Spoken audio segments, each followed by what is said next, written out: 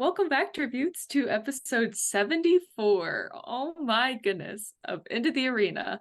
I'm Holly. I'm Emily. And we've made it to 74 episodes, 74 years in the arena. Look at this. We've done it. 74th games.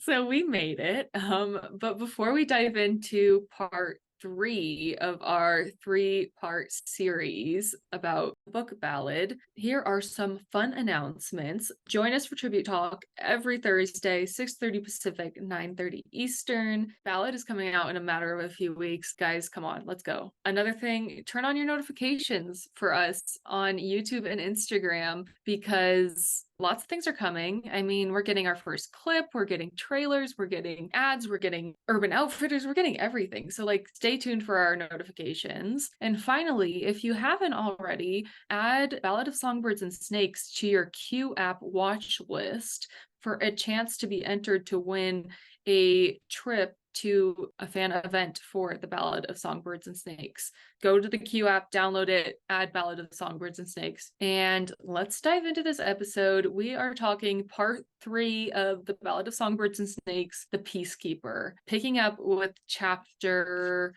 21. So Snow is on the train to District 12. Can we He's just depressed. Talk about this? He's sad. He's a sad boy. He's literally on this train for 24 hours. Can we talk how he came full circle from this train with all the tributes to now being shipped out to the districts? Look at him go.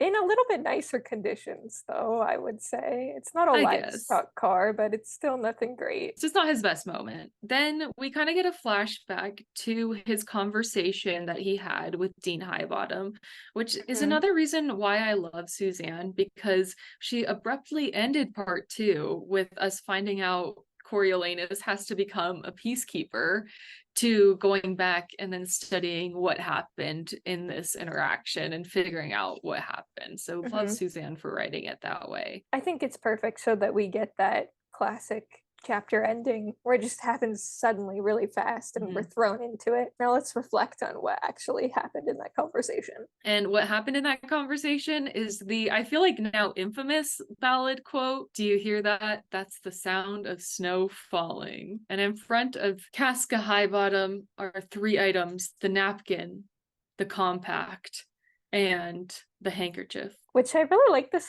quote.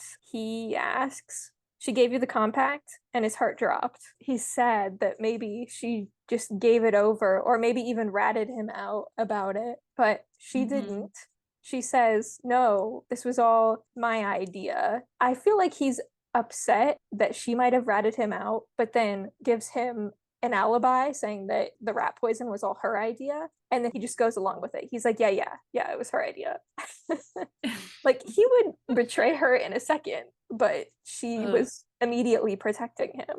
I also have to argue, I was just about to say this was the first time, so I just reread Ballad to do this episode, and this is the first time I've read it and thought to myself, I see where they're coming from, and I see Coriolanus does love Lucy Gray. I think he's in love with her. I think we'll kind of explore it a little bit more, but I think just that initial reaction is a good example of that. He was disappointed that she would have let him down that way. I think he is, but if it came down to her or him in a moment where he has time to think about it, he would still pick himself. Yeah, it'll be self-preservation, but he just doesn't have to make that choice. He doesn't have to sell her out in this moment. Very true. And then I think it's so interesting because Coriolanus turns to Highbottom and he turns to him and says, "Why do you hate me so much? I thought you were my father's friend." The dean goes, "I thought I was too once, but it turns out I was only someone he liked because he could use them. Even now. But he's dead now. He's been dead for years. And he deserves to be, but he seems very much alive in you." And that quote, I feel like we're starting to branch out more and more into this question of, is Coriolanus going to turn out to be more like his mother or more like his father? That's definitely a big theme that we're seeing. Agreed. He goes back home. He starts crying a goodbye with the Grand Mam and Tigress, see you in 20 years. Then he's the grandmam will be dead. Yeah, this is the last time I will be Like, this seeing is her. goodbye. And he and Tigress go to peck, and then they can't sleep, so they go up to the rooftop. Which is a little bit of a parallel. With If we all Katniss and remember, Peeta. we get another rooftop scene. Maybe we'll get a rooftop scene in the movie. And then that's goodbye to Tigress. I mean, except for letters. Oh, true. That does make me more sad. So we're back on the train. One other interesting thing on the train is when he's passing by the ruined cities, which I think is really cool. I would love if they showed that in the movie. I just think That would that's be a cool. cool little moment where he's like sad about all of these cities that are now in ruins that have gone to waste. And yeah, he makes it to the recruitment center, meets his bunk mates. And it's so interesting because at the recruitment center, which is, we're obviously in District 12 now, the TV there is not working and no one has any recollection or cares about the Hunger Games that just happened, even though they had a victor, because no one really watches that TV. And it's really interesting because no one even knows really about Lucy Gray. So nobody really knows what their relationship is or who Snow is. Tigress writes to Corio and he receives his first letter. It's not good news. They're selling the penthouse. It's like going on the market, which I mean was a reality that Snow knew about, but just hearing it officially in words, I feel like he gets very depressed at the end of this chapter. It feels like his lowest point. I mean, trigger warning, but he does even mention in chapter 22 he was contemplating suicide. But then all of a sudden, who shows up? Sejanus! Sejanus! One of the Enter best Sejanus. moments of the book because Sejanus is back. The worst because you're like, this is not going to turn out well for you. I hoped he would just disappear. A pro is Sejanus is here. A con is Sejanus is here. But I think this is one of the first moments, besides winning as a mentor, I guess, but Lucy Gray winning the games. This is like the only moment of pure joy that we get from the book. I wrote that down too. I'm like, this is the happiest this man has ever been. Like, comparatively to Lucy Gray winning the Hunger Games. So, like, I thought that you didn't want to be associated with him, sir. I don't understand. But then a few pages later, the reason that he is so happy, or he says that one of the reasons he's so happy to himself is somebody around now knows how important Snow is, knows that Snow matters. I think it goes back to just our discussion about appearance. How people perceive him is very important to him. And so he needs to have someone around him who knows that he's capital, who knows that he's better than everybody else. I think it's interesting because in chapter 22, Coriolanus is so excited to see Sejanus, and he confesses to him that he cheated to win the games. They go to drill practice, and then they're told at practice that they have been selected to go to the hanging that's happening later, which ends up being the hanging of Arlo Chance. Okay, this might be a stretch, but isn't 1 o'clock when the reaping for District 12 airs? I remember at the beginning of the book, he said like 1 p.m. I just found like another little tie. Yeah. And so like these forms of entertainment are taking place at the same time and are forms of entertainment because people are being forced to gather and watch these horrific deaths right in front of them. Nice little midday hanging.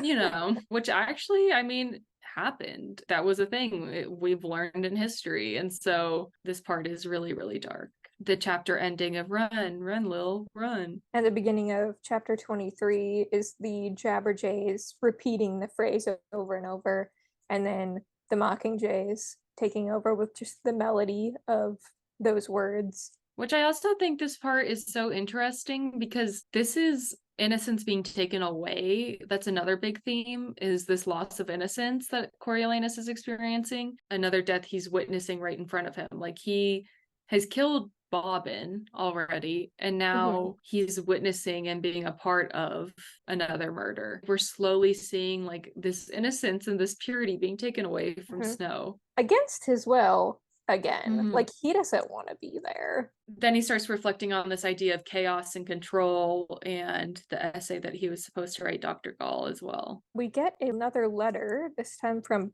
Pluribus, because he remembered something that happened between Highbottom and his father, kind of an argument or a falling out that he feels like he witnessed, which doesn't give us much more information, just that something happened between the two of them in a little bit more detail. And so Snow is still left kind of wondering about that. And we get this conversation between Snow and Sejanus post the hanging, where Sejanus says he thought he could be a medic, which always makes me so sad every time I read it. He just wants to get out of the capital and he just wants to help people in some small way. And the world is denying him this. It reminds me so much of Prim. I'm sure it reminds everyone of Prim. Yeah. But I do, after that line, I get a little bit frustrated with Sejanus because he is upset that he can't be a medic, but then I feel like he's spiraling a little bit. There's nothing he can do, and he's complaining about how good of a soldier he is. He's a crack shot, and Snow is just getting fed up because he has all this privilege and hasn't been able to see it clearly. I feel like he's trying to knock some sense into him to be like rational about things. Which he does need to do, because Sejanus is this opposite end of what Choreo is, and is so optimistic and sees everything perfectly and with these rose-tinted glasses. And so he has to knock sense into him. So like, I kind of agree with him, and I agree with your frustration and annoyance with his privilege, and just like, Sejanus, get out of your bubble, get out of your head. It's like, okay, it is really sad that you can't be a medic. Like, I'm sorry, but maybe he could get to that point. Maybe he could take that officer's exam. He could move back up into influence. I feel like he has options. Then everyone gets ready because they start talking about a performance going on at the Hob. Woohoo, party, who's this? Some girl named Lucy Gray. I don't know. Have you ever heard of her? And I think another interesting part, I love picking out these little details now that I'm reading, or like rereading. And Coriolanus, he gets a beard, and he talks about, like, he starts growing some stubble, and he gets like really excited about that. And that's just like another sign of him leaving boyhood and like this innocence that I just, Suzanne, I love you, queen. You're so That's great. a really good detail. So we get to the Hob, iconic. We meet Maud Ivory. A slay moment for everyone. We love Maud Ivory. We get a few songs. We get the Crawl Into You song, Oh My Darling Clementine, Nothing You Can Take From Me, which was the Reaping song, and the Valley song, which was from the zoo. It's just like, it's a whole set list here that we get in this chapter. And I just love that the Valley song is dedicated to Choreo. Like, that's so cute. I'm falling more in love with their romance because, like, part of me believes that I just wish it was different. I think that's like, I'm holding on to that hope. Like, I wish we were different. Yeah, like, I don't think what happens is inevitable. I feel like Choreo could have chosen a different path. I don't know. We'll get to it in a later chapter, but I do love the romance as well. I'm looking forward to the movie and their chemistry. We get all of the songs, and then while they're performing, Snow is starting to get really possessive again. Like, he's thinking about being with her, but then he's like, oh wow, she's such a good performer. She's so pretty. Like, this could be a big problem for me. And while he's having those possessive thoughts, he sees Billy Tope for the first time, and that jealousy just immediately comes back. It's him. That's what Suzanne writes in italics. I love how Maud Ivory immediately goes to protect Lucy Gray. Like, she acts like this big bodyguard. I'm like, I love you, queen. Billy Tope goes up and is confronting the Covey. I think he says something like, thin, you're all sounding real thin. I love this. And then we get to the part where the lights all go out. Chaos. Choreo is like scared immediately. He's transported back into the arena and his experience there, and thinking about humanity and how scary a place the arena was. Which is so sick to me, because he talks about this animal wildness and like naked humanity is what he calls it. And it just makes me think of how he's experienced that in the arena. And he goes on to make other children experience that in the arena. That's the part of him I cannot advocate for. He doesn't believe in taking lives, like taking as few lives as possible. But dude, why are you letting children experience the same trauma that you experienced? It just, that shows his pure craziness. Because he even more and more sees them as like other. He's above them. They're more like animals than people. So he's okay with it. Yeah. And then he finds it unnerving because outside the hall, miners actually fight back. He gets freaked out because he really isn't that big of a guy. So despite getting into several schoolyard scuffles. Oh, yes. Then they're forced to walk Mayfair home. He's a part of the Peacekeeper committee, forced to walk Mayfair home, which is a great time. And they find out that Billy Tope was inside the mayor's house. They also find out that Lucy Gray lives in a place called the Seam, so they make a plan to go find her there the next day. Choreo drags Sejanus along with him. And Sejanus is happy to go. He's like, I'll go with you. I'll help find your girl. It's so cute. He's this little wingman. Like, I just love Sejanus, our little puppy dog. So cute. Snow is like trying to back out from what I remember. They're like walking along. He's like, I don't know about this place. Yeah, this looks scary. I don't think we should be here. They get to their house, which is described as Katniss's house. Very similar to Katniss's house, question mark. Edge. Yeah. And she's not there, but Maud Ivory leads Coriolanus. And we have this scene from the release of the Hanging Tree song by Rachel Zegler. Snow walking up to Lucy Gray, and she's playing the Hanging Tree for the first time. And I just love this visual that they've also copied over into the movie of her back to him, and he's literally gonna stab her in the back. Oh, I love it. I love it. I love it. The way she like turns. So they reunite. They're talking to each other, and then they start to fill each other in on what happened to them from each of their perspectives during the games that they missed out on. They're filling in the blanks for each other. And we find out that Dean Highbottom, he gave her some money before she left the Capitol. Just a wad of cash. And also at this part, Choreo refers to Lucy Gray as his girlfriend. Oh, all right. Some progress.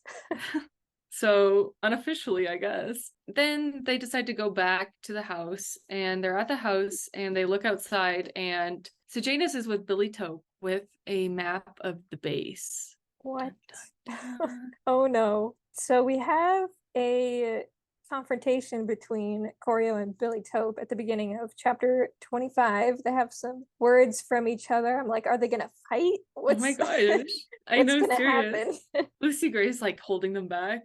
And it's at this point that Lucy Gray and Snow decide mutually to keep their relationship quiet, to kind of keep it a secret. Snow goes and confronts Sejanus about the map. He's like, hey buddy, what is this? And Sejanus is like, oh, it's nothing. Like, seriously, just don't even listen to me. Snow is worried that he's going to do something, really drastic, but Sejanus is reassuring him, no, like, it's fine. They just want to communicate with Lil and make sure that she's okay. That she's okay. Do you think he's lying? Like, he's clearly lying, right? Does Sejanus know at this point? I actually don't.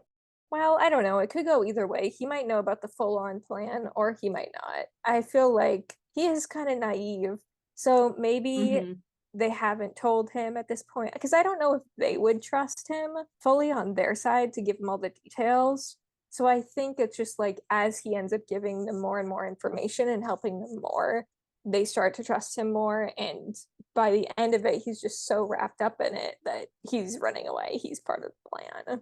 He's getting weapons. So then Snow realizes that Dr. Gall was actually kind of like low-key maybe not upset with him as upset with him. Maybe I should keep up this connection. He's like, let me add her on my LinkedIn profile real quick.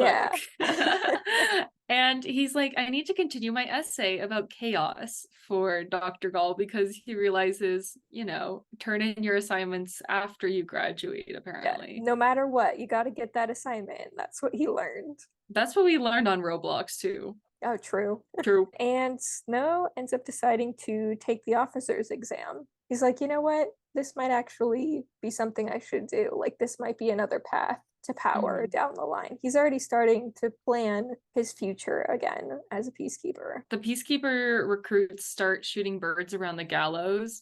Snow's idea came to fruition, and excitedly they get to kill birds because that's his new favorite activity. Instead of bird watching, there's bird killing, which he loves. And then he actually takes the officer exam, which good for him. I love that part though, because we said when Sejanus showed up, he's never been happier. But I think a close second is when he takes this test, and he just has a paragraph about how much he loves the thrill of test taking. It's so funny. This man is the most boring man ever. I can't with like him. One of those. I cannot relate. He feels a little bit, like privacy isn't a thing, and decides to go through all of Sejanus's belongings. Reminds me of Survivor when the tribe decides to go through somebody's stuff. Okay, so true. Hurry up, go through it while they're out getting water. Just another Survivor similarity. Shout out Chase. And he finds a bunch of money. And he's also sad that there isn't a single picture of him or his capital classmates. Can we please just edit in a locket, just a cute little locket, and then put that photo of them in, of Coriolanus? You know what's funny? Because in the movie they take that one picture, so maybe it's in a burn book. He keeps the photo in his stuff, like him and Sejanus, but then Sejanus doesn't keep the photo in his stuff. Oh my god. Talk about rejection. It's like when you have someone as your lock screen and then they don't have you back. It's kind of it's kind of, that's the moment we're living in. What if they take the picture and then they get it and then they rip it in half and they each keep the other one and he has his half, but the Snow half isn't in the box. He's like, where is it? I mean nothing to this man. I am betrayed. It's on Ma Plinth's mantle, just in a little makeshift frame. Oh my gosh. Though. Yeah, it is. It will be. It will be. Oh my gosh, I can't do this. Part 3 is too much. Part 3, so much happens in part 3. I'm gonna cry multiple times. He asks Sejanus. Sejanus lies about it, and now everything Sejanus says was suspect. That was my most gut-wrenching chapter ending because I knew it was the start of the end for Sejanus. So then at the beginning of chapter 26, we have a conversation between Dr. K, who created the Jabberjays, and Snow. They talk about the Jabberjays and her failure of creating them, and he learns how they work, the recording and everything, which will be a special tool we use for later. They wind up back at the Hob, and I feel like chapter 26 is where the relationship clearly starts to fall apart. It seems like in this chapter, every single time she speaks, he is frustrated or annoyed with what she says. He's getting frustrated that she compares everything to birds, and he doesn't like birds really, so the fact that she's a bird, I don't know, it's just not really lining up anymore. They have some conversations about their worldview and what happened to them in the past, and not really vibing in that moment either. And then she ends up singing the William Wordsworth Lucy Gray poem, which he also doesn't like. What a hater. This dude needs to chill. I just want to say too, it also stresses me out because I think this is the part where they start to realize almost the situation they were in love with this idea of being a star-crossed lover. Cut the cameras, here's the reality. They don't, like you said, they don't feel well suited for each other. There's a part in Ballad, I think it might have been chapter 25 in my notes, where Lucy Gray and Coriolanus are talking about the future, and there's, quote, a cloud over her. Why is there a cloud hanging over her when she's talking about this future with him? It's because she could have had a different future. He could have had a different future, but they're kind of just settling for each other right now. she starts to realize that he's just never going to get it. Even though they have that shared experience in the arena, it wasn't the same, and their worldview is so different. And I think a lot of the allure for him was that people seemed interested in her, and like being connected with her gave him kind of that spotlight as well. And him being responsible or feeling responsible for a lot of what she did in the games, and that just reflected well back on him. But in District 12, that spotlight isn't there. It all comes down to this like whole what do you hunger for, which I know we're not like a fan of with the marketing, but It at does. the end, like it all comes down to he needs to be in control and have power. And she wants freedom. She hungers for freedom. She's a free spirit. Yeah. And then at the end of chapter 26, we get Sejanus disappearing. And he comes back and he lies about where he went. It's that line, the white liquor just goes right through me. Yeah, Snow sees right through that. Oh, and I just hate where this is going. They have their little outing on Sunday to the lake. Kind of fun. Yeah. We have a good time there. But we get them swimming, you know, we get the Katniss reference. Deep in the meadow. Like it's a good time. But I think we get more conversation between Lucy Gray and Snow about their worldviews and what people are like and whether they have to be controlled or not. And we just continue to see that they don't align in their thinking. And then one of your favorite lines comes up here too. Oh yeah, I love all kinds of things I don't trust. Snow being one of them. And then Snow actually finds out that Sejanus is out buying weapons for the rebels with the money that he has. Getting deeper and deeper into this. This also makes me look at Sejanus in the same way. Are they taking advantage of him and his innocence? Because he's also losing his boyhood from these situations and from this trauma. Yeah, I think so. I think he doesn't know where to turn, and he's angry and wants to just try and find some way to go against the Capitol. So this is the route that is presented him. So then we've got the end of chapter 27, where we've got Snow and Sejanus together, and Snow goes up to Sejanus, is like, you know, I'm worried about you. We're so close. You know, if something's bothering you or anything's going on, you can tell me. And Sejanus starts to voice what the plan he's been part of is, and Snow decides to hit record on the Jabberjay. And I hate it because it says instead his hands acted on their own. Like you said before, he wouldn't defend Lucy Gray on instinct. He is defending only himself on instinct. Yeah, that's definitely his instinct, is to protect himself. Which, I mean, I don't think just that alone I would blame him for. I feel like the majority of people, your instinct would be to like protect yourself. But I do feel like that's going a step further, because it's like a what if. It's not like self-defense in that moment. It's like, well, if this got out, maybe it would be tracked back to me. It's like he's thinking like 20 steps ahead. And then he has that thought where he's like, I want to go run and just erase it. He does have time to think that thought, but he doesn't do anything about it. Let me just say, Koryo's in his reputation era for eras. All he cares about is defending his reputation and himself. So we find ourselves back at the hub again. We get my favorite song, Sell You for a Song, which I don't think is going to make it into the movie, but I love it so much. And I just love that song right here. I've said it once, I'll say it 1,000 times, because I feel like it portrays, Lucy Gray and Snow, but I think Snow and Sejanus's relationship after what just happened even more. You know, I'll sell you for a song. I'll sell you out. I just did. I feel like that's just like the most in your face ever, and it hurts.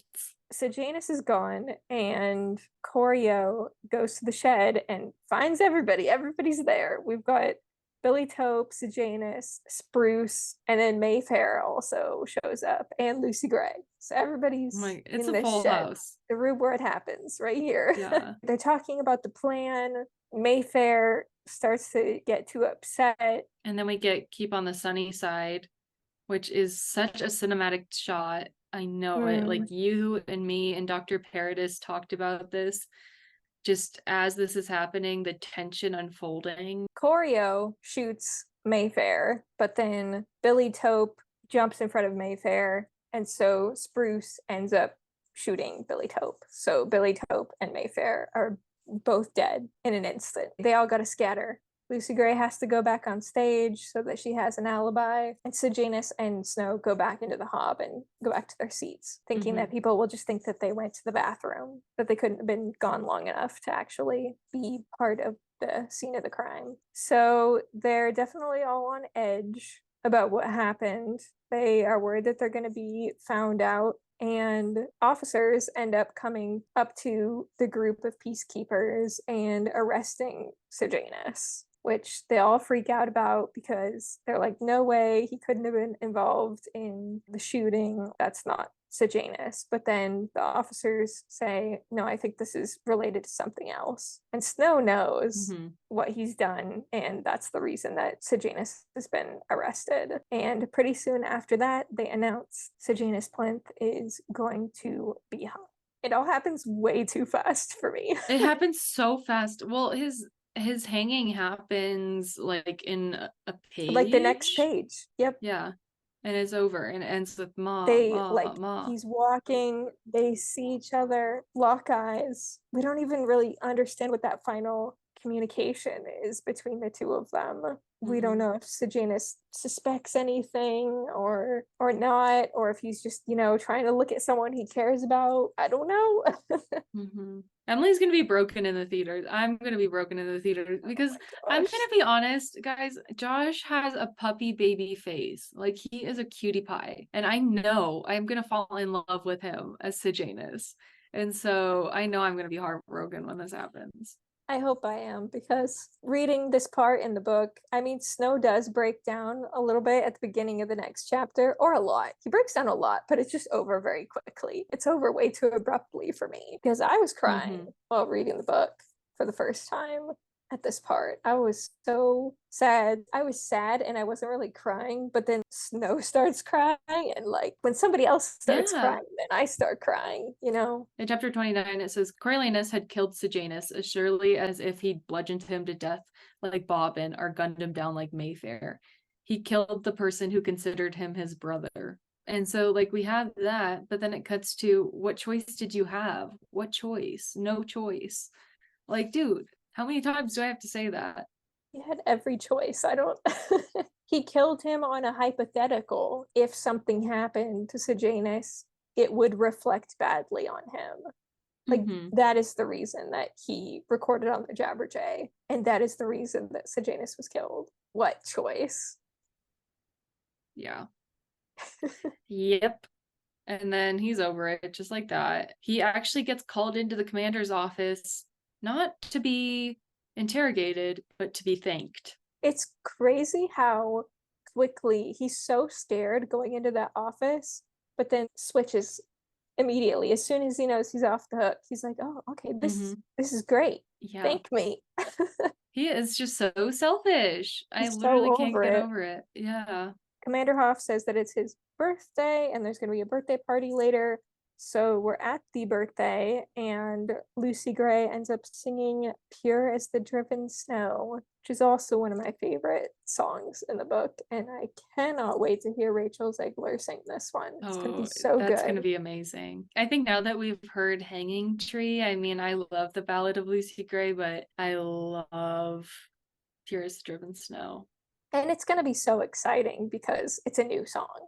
It's something that we haven't heard the official version for yet.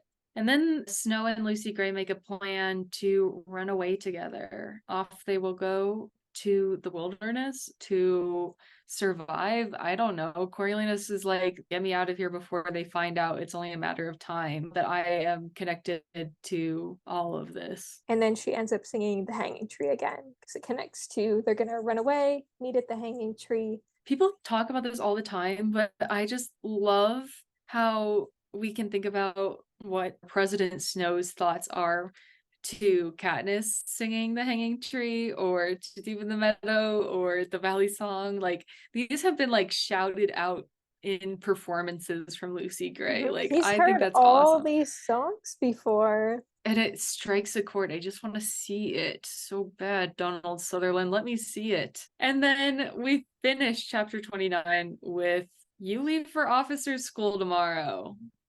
Dun Dang dun it. dun. You know what? I'm gonna have to cancel my reservation with Lucy Gray in the woods for the rest of my life because I gotta get myself to district whatever. He cancels it permanently.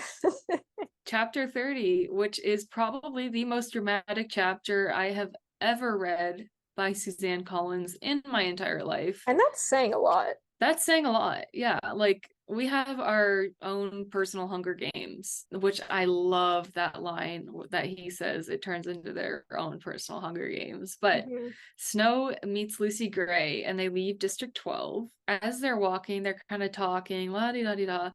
And Snow makes a comment about killing 3 people. And Lucy Gray goes, "Wait, what do you mean you've killed 3 people this summer?" And he's like, "Oh, like the ghost of my old self I've killed." They decide to stop at the cabin and they find the weapons in the bag. The wheels start turning, I think, in both of their minds.